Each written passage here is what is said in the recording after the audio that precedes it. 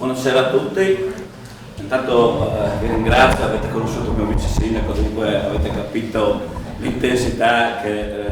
la nostra amministrazione vive uno dei temi importanti per lo sviluppo del nostro territorio, oltre naturalmente a che avete toccato prima il tagliamento, sicuramente la ferrovia è un altro tema che in questi anni ci ha visto impegnati. Io faccio l'amministratore e sinceramente mi sono un po' negli ultimi anni un po' disilluso di quello che è avvenuto e parto da quando ho cominciato a fare il vice sindaco nel 2004 ad oggi, che sono 2 mandati, ho fatto il sindaco. Mi ricordo le battaglie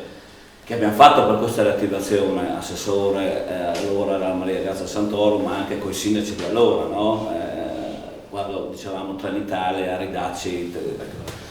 con 1000 illusioni, 1000 sogni, tante aspettative, che lei ha citato,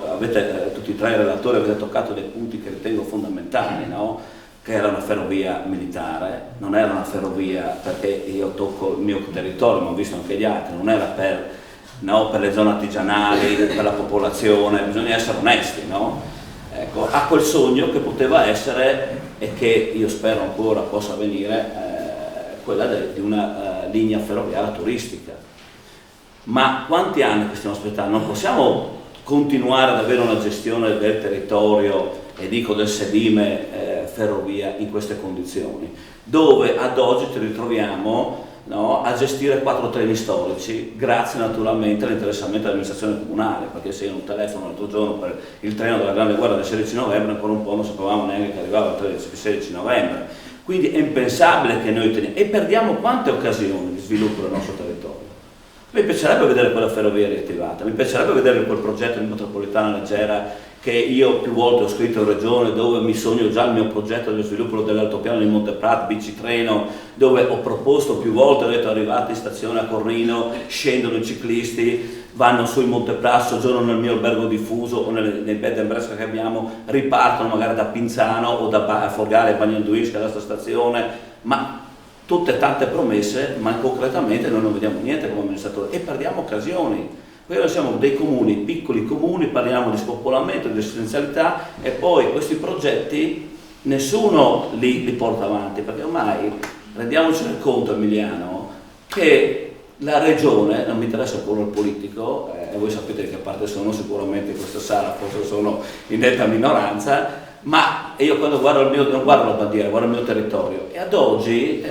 questa è la situazione, no? 4 treni storici, risolto il problema, e io lo dico sempre negli incontri, non è questo il progetto. Allora forse l'ho scritto, qualcuno anche si sarà anche arrabbiato, diventi pista ciclabile, ma è una provocazione, perché non può restare un sedime in quelle condizioni. E non possiamo vivere di sogni e di storia pensando tornerà il treno come una volta, porterà le. Non è vero, dobbiamo renderci conto, lì non potrà essere un trasporto pubblico locale, ma ci rendiamo conto dei comuni che i ragazzi vanno a scuola e vogliono la fermata dello scuolabus davanti a casa e vanno a Cornino a piedi a prendere il treno, se viene domani, per andare a Sacile o a Gemona o a Forgare e Bagnanduis. Dobbiamo dircele queste cose qua, non succederà mai. Se invece il progetto è un progetto di sviluppo turistico dove sia metropolitana leggera, metropolitana lenta, come è stato detto, che è una cosa nuova ma che ho apprezzato, e se consideriamo questa ferrovia per quello che è, e non inventandoci voli pindarici, ma considerando la ferrovia che è quello che potrebbe portare al nostro territorio, dobbiamo farlo. Però andate a vedere la condizione che è la ferrovia, no? Abbiamo situazioni, passaggi di livelli incustoditi, ce ne sono 49, 50, adesso non mi ricordo, una roba del genere, che raggiungono una Sacile, incustoditi, in una situazione per cui la vegetazione dobbiamo scrivere ogni 2x3 e arrabbiarci perché vengano a manutentarla, perché questo io scrivo ogni 2 o 3 mesi. La situazione RFI,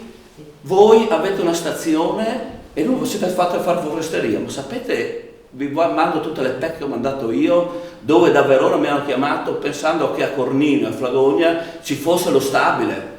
Cioè il funzionario che mi ha chiamato, quando io ho detto non esistono gli stabili, no, allora forse dobbiamo venire a fare un sopralluogo. Cioè, questa situazione, non vi dico il terreno che adesso stiamo intervenendo, dove ci hanno dato il comodato vicino, che stiamo pulendo tutta la zona vicino lì, le PEC che abbiamo mandato, non vi dico i nomi di chi, che ho i numeri di telefonate,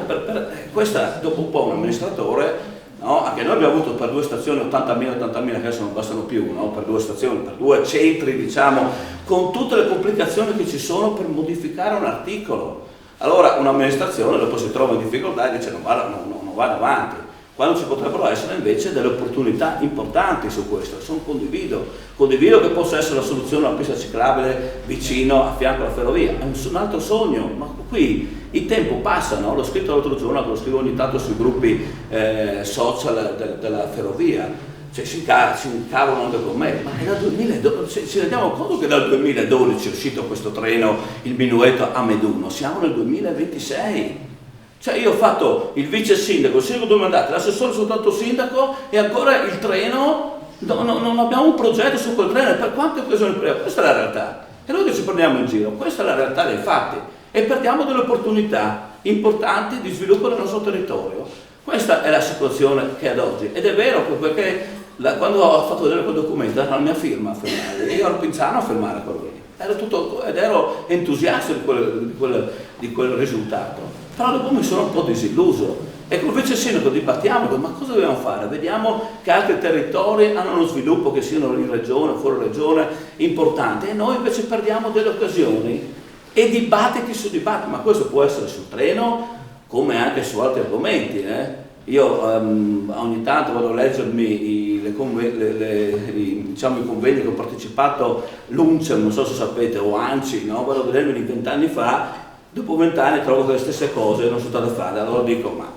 dopo 20 anni uno si stufa, dice concretizziamo, perché altrimenti non cresciamo, le comunità non crescono, perdiamo occasioni, non abbiamo sviluppo, la gente se ne va via, non abbiamo opportunità economiche, e sapete quanti progetti abbiamo, perché li abbiamo presentati in regione, però o per un motivo, o perché non ci sono soldi, o perché c'è una burocrazia che RFI e Trenitalia si parlano, poi non si parlano con la regione, cioè tutta una situazione per cui noi ci troviamo nel mezzo e non riusciamo a portare avanti quei progetti che bene o male ognuno di voi oggi ha raccontato e che noi li abbiamo sposati e su quello ci abbiamo sognato, ed oggi ci risvegliamo, oggi dopo tanti anni, che tutte quelle cose lì, lo dico, è difficile realizzarle ad oggi, magari venissero.